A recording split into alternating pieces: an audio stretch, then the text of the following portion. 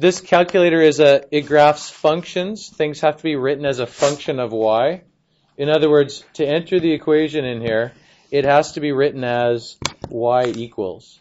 So it has to be written as y equals. Not all linear equations are written as y equals. Now we've started looking at slope-intercept form, which is written as y equals mx plus b. But this thing here, you have to be able to rearrange it and change it to that form.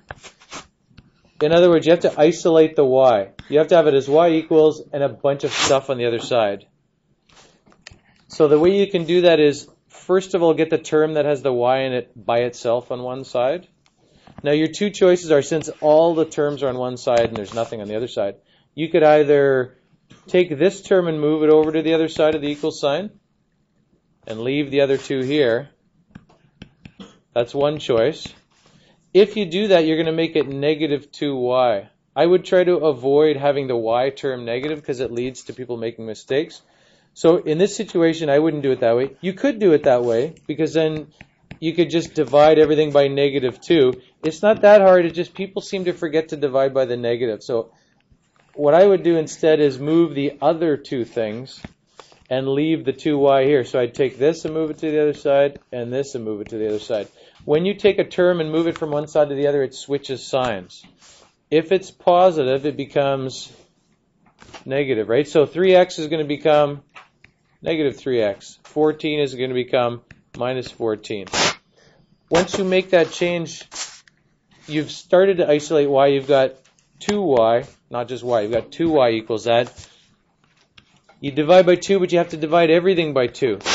Each of those things by 2. Each of the other terms by 2. So you're going to get y equals negative. You could write this as negative 3/2 x, or you could write it as negative 1.5x. If it's a decimal that works out nicely, you might as well just write it as a decimal, and then minus 7. You can write this either way here. This is an or in between there. That's what you put in under y equals here. You only need to enter one equation to have it. You can enter as many as you want, but you only need to enter one, even though they're all there. The list is all there. If you put this in here, negative, you could put negative 1.5 x minus 7, or if you want to enter it as a fraction, you can do this. Negative bracket 3 divided by 2. That's how you enter a fraction on here. Okay? Does that make sense? So if you're using the calculator here, this one, you can put it either way there. It doesn't matter, right? Either one of those is going to give you the equation that you're looking for here. So y equals, I have stuff from yesterday there.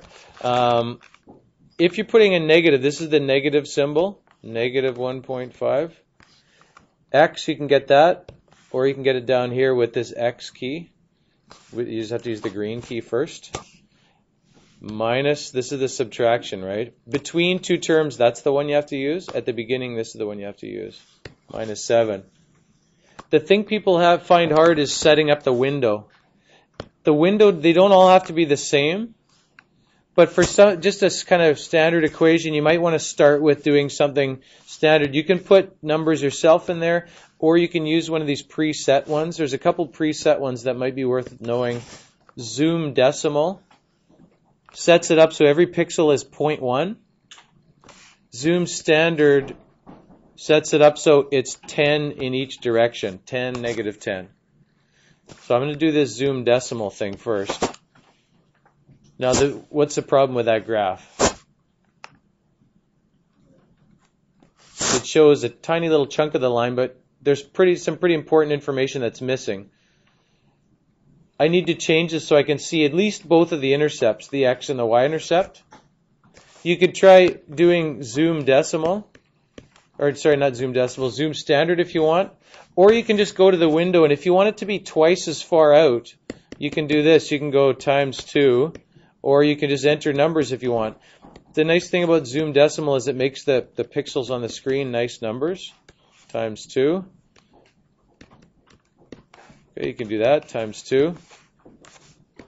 Now it's going to be twice as far out. I still can't see that thing at the bottom there. If I wanted to shift this whole graph down, I'd have to go 2 lower down or 2 or 3 lower down here and I'd see it, right? What I'm going to do is I'm going to go a bit more to the left and a bit more down. To the left and down is the 2 minimums. I'm actually going to make this like negative 11.4, and I'm only going to go up to 7.4 there. I'm going to go 2 farther each way, and I'm going to go down to 9.2, and I'm going to stay at 3.2 here. You don't need to enter the 0.2s and the 0.4s, but that's just from the zoom decimal thing. It sets up the scale nicely. So now you can see both the intercepts.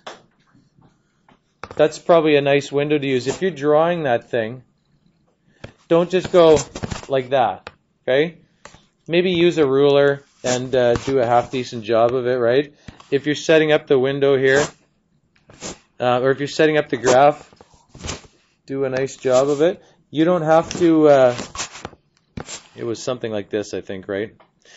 You don't have to put the numbers all the way across there, but what you do have to do is put the numbers at the end. If I used negative 11.4, negative 9.2, 3.2 up here, and I think I went to, what did I do here? 7.4. Put the numbers at the ends of the axes to show how big your graph is. If you want to set up the table, remember that setting up the table, you use the same 2 buttons, but use the features above here. Table set. If you want to set up a table for this, table setup, I'm just going to go from negative 3 up by 1s, the way it's already set up there. And then you can just go to the table here. It fills out the table automatically. Those are good numbers to use. You can just copy those numbers down. This is the x values, and those are the values of that function.